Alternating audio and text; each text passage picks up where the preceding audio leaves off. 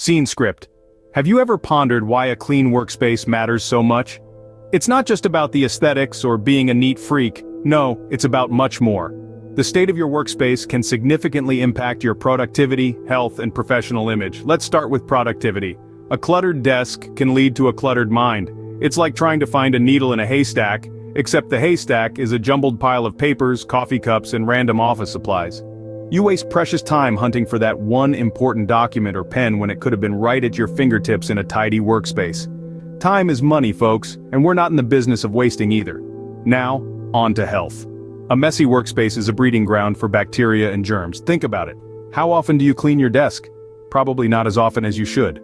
That half-eaten sandwich from last Tuesday? It's now a science experiment. That dusty keyboard? It's a sneeze waiting to happen. An unclean workspace can lead to illness, which means sick days, and nobody wants that.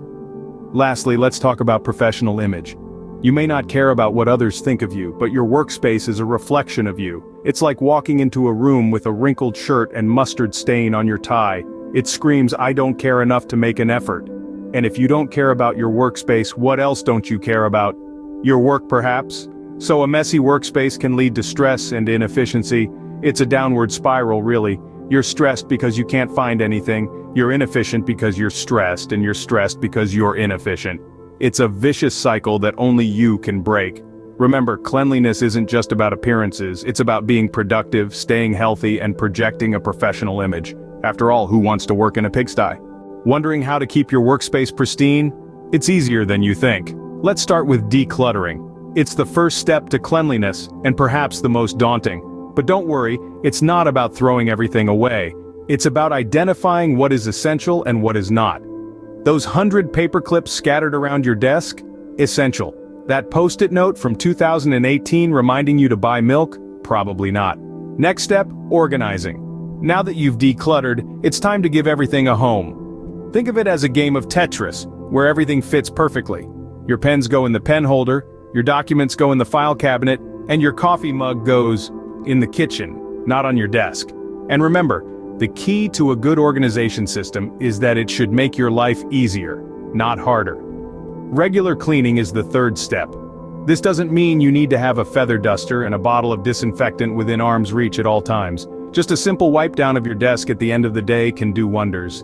Remember, a clean workspace is a healthy workspace, and a healthy workspace means fewer sick days, and fewer sick days means, well, we all know what that means. Now comes the most important part, creating a system that works for you. Because let's face it, a cleanliness routine that doesn't suit your lifestyle is about as useful as a chocolate teapot. So create a system that's tailored to your needs. If you're a morning person, use that energy to tidy up first thing. If you're a night owl, a quick cleanup before you leave might be your thing. The key is consistency.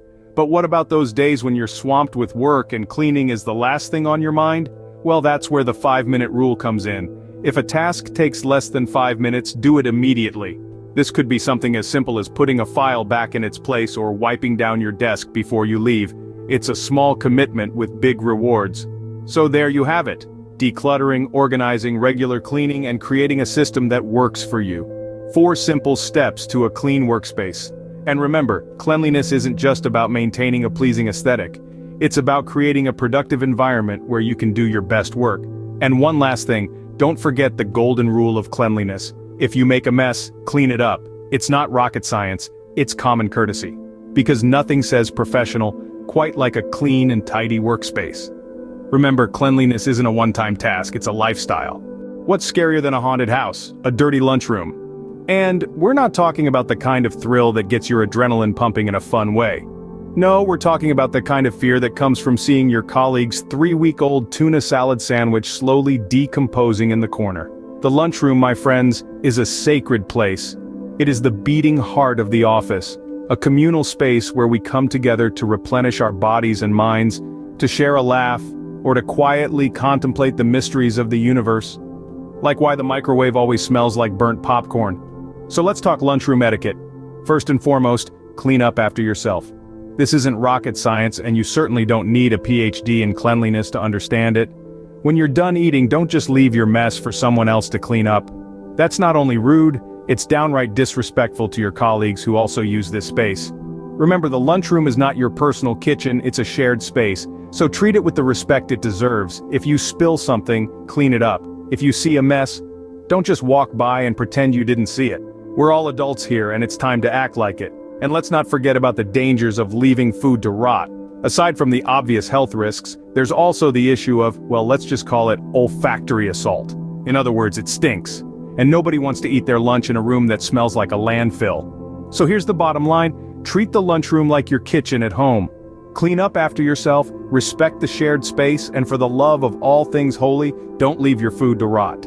Treat the lunchroom like your kitchen at home. Unless your home kitchen is a disaster, then please don't. Because remember, a clean lunchroom is a happy lunchroom, and a happy lunchroom makes for a happy office.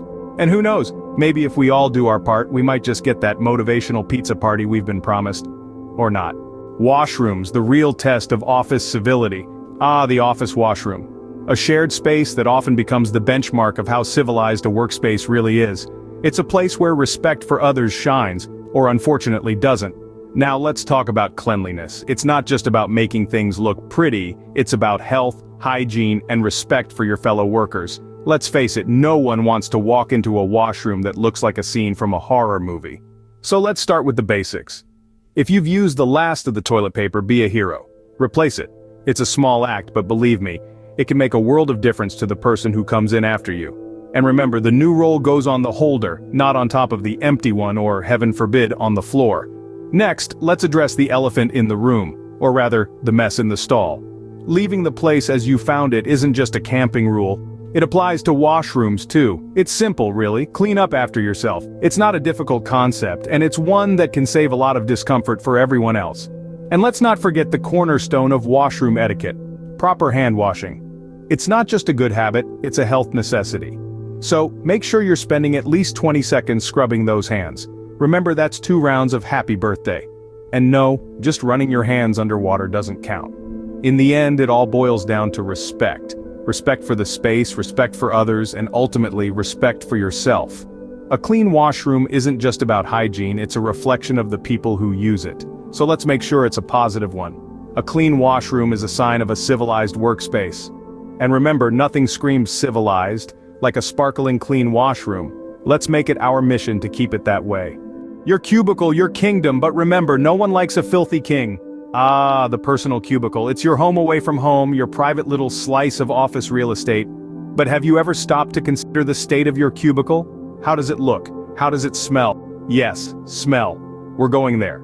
Your personal cubicle can say a lot about you to your coworkers, your boss, and any potential visitors. So let's discuss some ways to keep your cubicle neat, tidy, and, well, not repugnant. Firstly, paperwork. I know, it's the bane of our existence. It's like a hydra cut off one head, 2 more sprout in its place. But, fear not, there are ways to tame the beast. File away the paperwork you're done with rather than letting it pile up. Use folders, binders, or even just a simple in-out tray. Keep your current task at hand and put everything else neatly away. Remember, the goal here is not to recreate the Leaning Tower of Pisa with your paperwork. Next, let's talk about personal hygiene. Yes, this is a cubicle, not a bathroom, but the principles remain the same. No, I'm not suggesting you brush your teeth at your desk, but a little spritz of air freshener wouldn't hurt now and again, and for the love of all things holy, if you're eating at your desk, clean up after yourself. Old food wrappers and half-eaten sandwiches are not part of your cubicle's decor. They're a one-way ticket to Antsville and a serious assault on the olfactory senses of your neighbors. Which brings us neatly to our next point. Trash. I get it. The trash can feels like it's a mile away when you're deep in the throes of a spreadsheet. But, let me paint a picture for you. Your cubicle, a haven of productivity, slowly being swallowed by a sea of discarded post-it notes, empty coffee cups, and that apple core from yesterday's lunch. Not a pretty sight, is it? So make it a habit to do a quick cleanup at the end of each day. It takes all of 5 minutes and saves you from the rising tide of debris. A clean cubicle isn't just about appearances, though.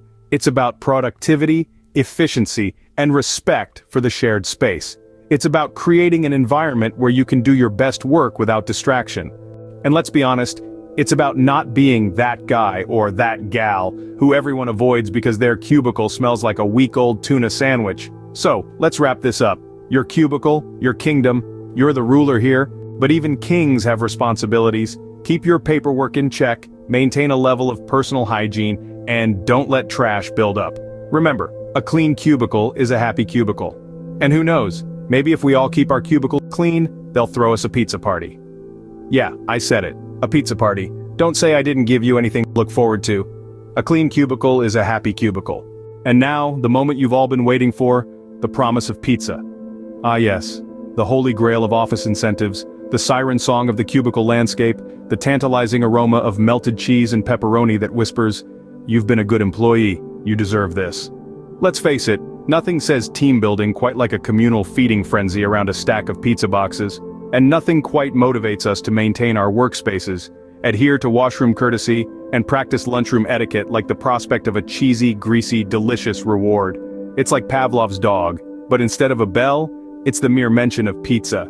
You see, the pizza party is more than just a break from the monotony of daily office life. It's a symbol, a beacon of hope in the fluorescent-lit wilderness of paperwork and spreadsheets. It's a pat on the back, a well done from the higher-ups, a testament to your hard work, your dedication, your commitment to cleanliness and order.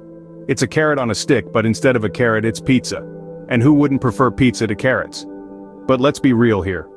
The pizza party isn't about the pizza, it's not really even about the party, it's about recognition, it's about feeling valued and appreciated. It's about knowing that your efforts to keep your workspace clean, your adherence to the lunchroom etiquette, and your respect for washroom courtesy have not gone unnoticed. It's about the satisfaction of knowing that you're contributing to a positive, clean, and safe work environment. And it's about the camaraderie that comes from sharing a meal with your colleagues, even if it's just a slice of pizza. And yet, there's a certain irony in the pizza party. Here we are, striving to keep our workspaces spotless, our lunchrooms clean, our washrooms tidy. And then we celebrate with a food that's infamous for its ability to create a mess. The drippy cheese, the greasy pepperoni, the crumbs from the crust. It's almost poetic, really. A testament to the cyclical nature of cleanliness and messiness, order and chaos, effort and reward. So let's revel in the pizza party. Let's embrace it for what it is, a small token of appreciation, a moment of respite from the daily grind, a chance to bond with our colleagues over a shared love of melted cheese and tomato sauce. Let's take it as a reminder that our efforts are noticed, our work is valued, and our commitment to cleanliness and order is appreciated. And let's not forget, at the end of the day, it's still pizza.